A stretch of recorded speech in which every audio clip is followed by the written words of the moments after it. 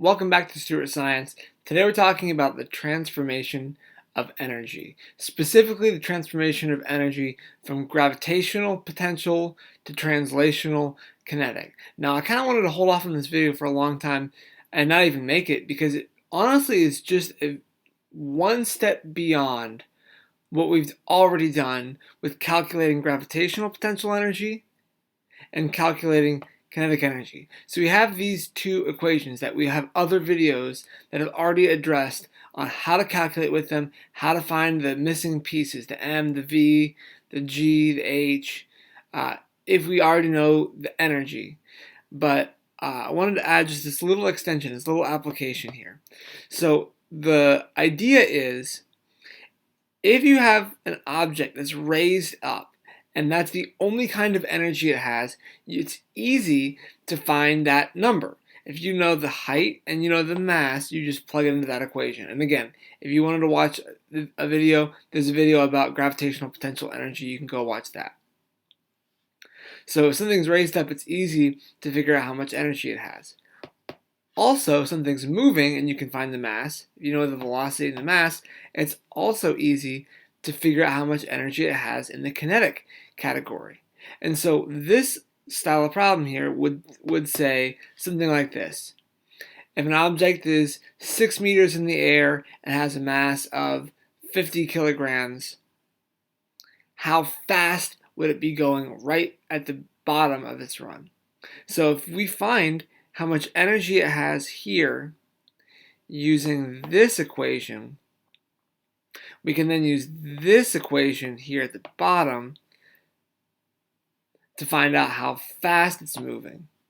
And the way we do that is by swinging through this idea that whatever energy it has at the beginning, at the top there, is gravitational, is going to be the same as the energy that it has when it's moving down here. This energy should be the same as this energy.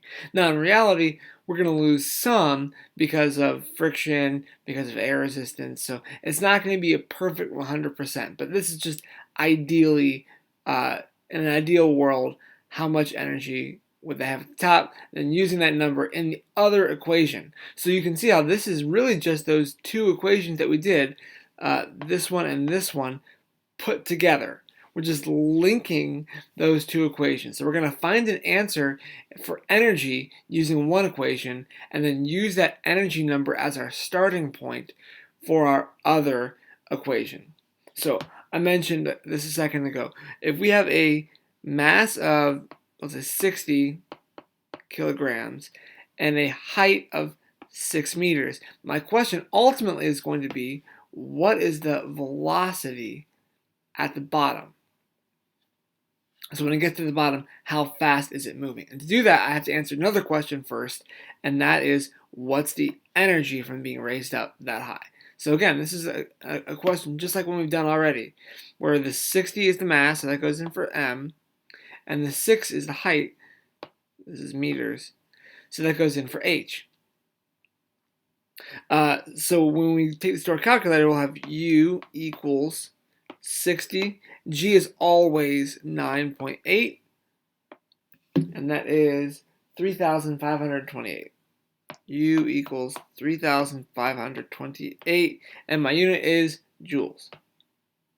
Now, the tricky part is that this now goes in for K in the other equation, because all that gravitational energy we found here at this point in our movement is going to be kinetic. The same thing is true if you have something that's being dropped off a cliff or a building. It's going to have all gravitational energy at the top, and then it's going to have all kinetic energy at the bottom. So we're using this idea that the U we calculate is also the K that we would start with.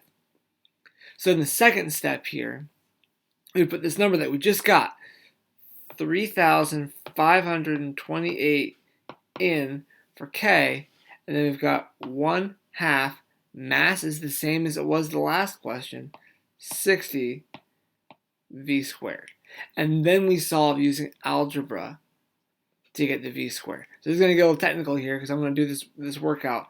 You combine our like terms first, 30 v squared, and then divide both sides by 30. So when we put that in our calculator, we get 117.6 equals V squared. And then the tricky part to finish this is just to take the square root of both sides.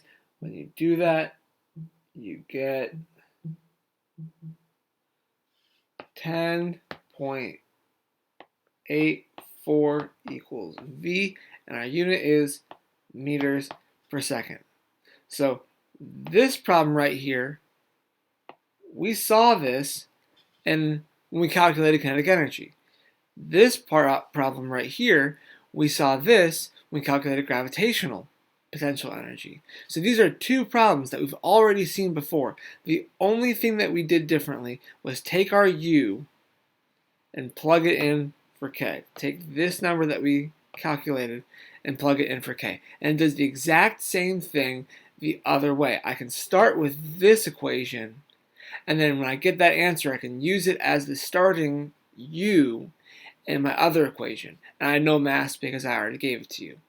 So in either way, going from potential to kinetic or kinetic to potential, the only trick, the only thing that's new, the only thing that this whole video is about is just taking that joules answer that you get for how much energy it has in one form and using that as your starting point for the energy in the other form. Because in all of these cases, we have all gravitational energy that's going into kinetic, or we have all kinetic energy that's becoming gravitational. So we'll use one equation to get an answer and then use that as a starting point to find our other answer.